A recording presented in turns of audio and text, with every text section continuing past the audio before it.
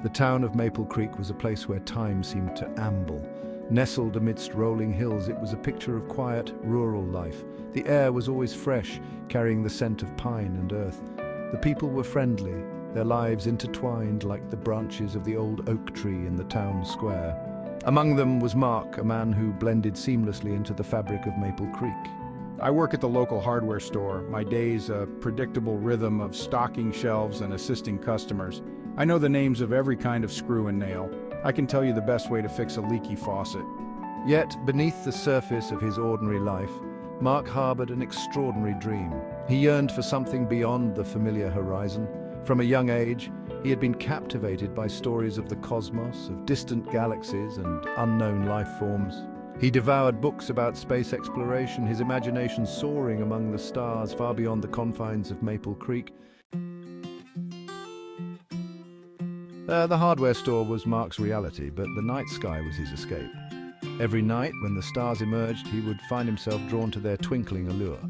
I would set up my telescope in my backyard, gazing at the moon's craters and the distant glow of Jupiter. I imagined myself as an explorer, charting unknown territories. I longed to walk on alien planets, to breathe different air, to experience the universe in all its vastness. These dreams were his secret, hidden behind the practicalities of his daily routine. He knew that most people in Maple Creek wouldn't understand. They were content with their lives, their world shrinking to the size of their routines. But I know there is more out there. I can feel it in every fiber of my being. And I hold on to the belief that one day, somehow, I will find my place among the stars. It was a clear summer night. The air was still, the silence broken only by the chirping of crickets. Mark was camping in the woods just beyond Maple Creek, his telescope pointed towards the constellation of Orion. He was searching for a specific nebula, a faint cloud of interstellar dust and gas that had always fascinated him. Suddenly, a blinding light streaked across the sky. It was like a falling star, but much larger, much brighter. The light arced downwards, disappearing behind the silhouette of Oak Ridge, the highest point in the surrounding area. Mark was stunned. He had never seen anything like it. Curiosity bubbled up inside him, overriding any fear he might have felt. He had to see what it was. Grabbing his flashlight, he raced through the woods, his heart pounding with a mixture of apprehension and exhilaration. The light had led him towards an area he had never explored before, a secluded clearing hidden deep within the woods. As he pushed through the last of the trees, he stopped dead in his tracks. What he saw was beyond anything he could have ever imagined. In the middle of the clearing lay a spacecraft. It was unlike anything Mark had ever seen, even in his wildest dreams. It was disc-shaped, with smooth, metallic curves. Pulsating lights emanated from its underside, casting an ethereal glow on the surrounding trees. As Mark cautiously approached, a section of the craft slid open, bathing him in a soft blue light. A figure emerged, silhouetted against the light. It was humanoid in form, but with an otherworldly grace. Its skin was a pale blue, its eyes large and luminous. Mark froze, unsure of what to do. The figure spoke, its voice a melodic series of chimes, incomprehensible to Mark's ears. Yet somehow he understood.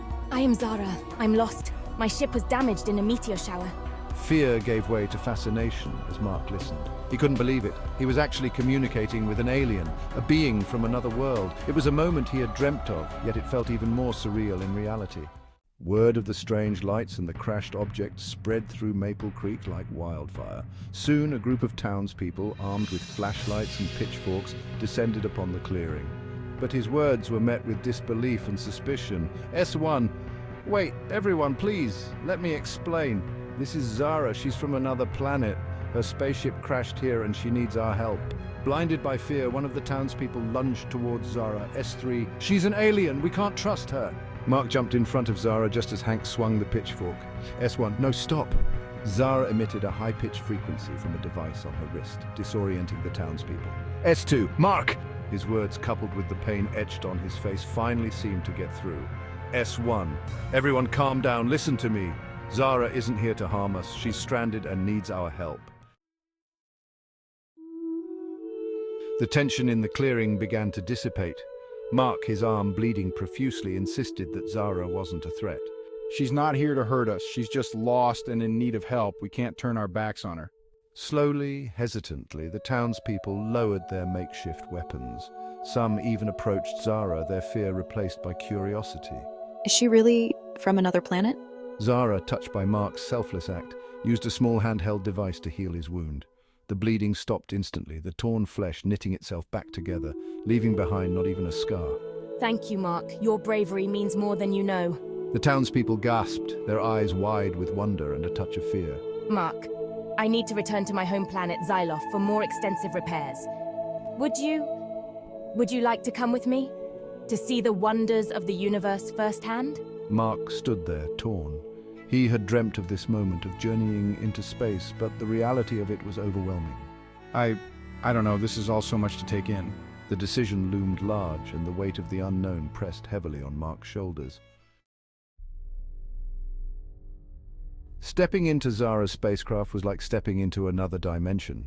The interior was sleek and minimalist, dominated by a central console that hummed with an otherworldly energy. Screens flickered with constellations Mark had only seen in books, now rendered in three-dimensional detail. Our ship is powered by a combination of solar and zero-point energy, technologies far beyond anything on Earth. She showed him devices that could manipulate gravity, communicate across light years, and even translate languages instantaneously. To me, these are everyday tools as common as a hammer and nail are to you. Narrator. Media. Man listening intently in spaceship. Mark listened intently, his mind struggling to grasp the complexity and advancement of Xylophian technology. Zara, sensing his awe, smiled, her eyes twinkling with amusement. S1. Media. Woman showing advanced alien devices. This is incredible. I can hardly believe it. As the ship hummed to life, lifting off the ground with a gentle grace, Mark couldn't tear his eyes away from the receding Earth. It was a sight he had only imagined, but now, here he was, leaving behind everything he knew for the unknown expanse of space. The journey to Xyloth was a blur of breathtaking sights and mind-boggling experiences. Mark found himself staring in awe at nebulas painted across the cosmos. He witnessed the birth and death of stars, events that seemed to transpire in an instant. Hyperspace travel allows us to witness the universe in ways unimaginable. Black holes, the multiverse, it's all connected.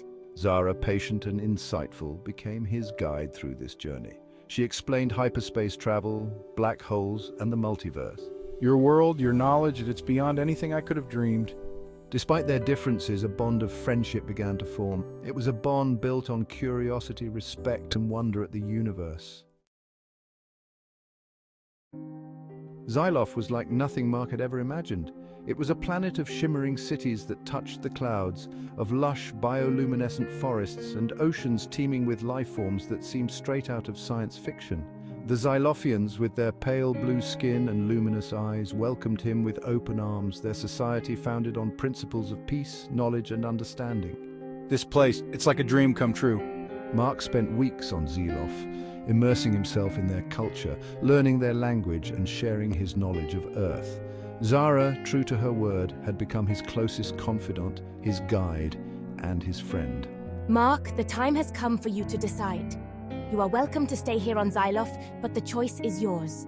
You can return to Earth with your memories intact, or remain here and become an ambassador, a bridge between our worlds. The decision weighed heavily on Mark. He missed Earth, his life, his friends, yet he knew that returning would be like trying to fit a star into a jar. He had seen too much, experienced too much. He had found a purpose, a calling that transcended his ordinary life in Maple Creek. Back on Earth, Mark's disappearance remained a mystery. Some whispered of alien abduction, others of a nervous breakdown.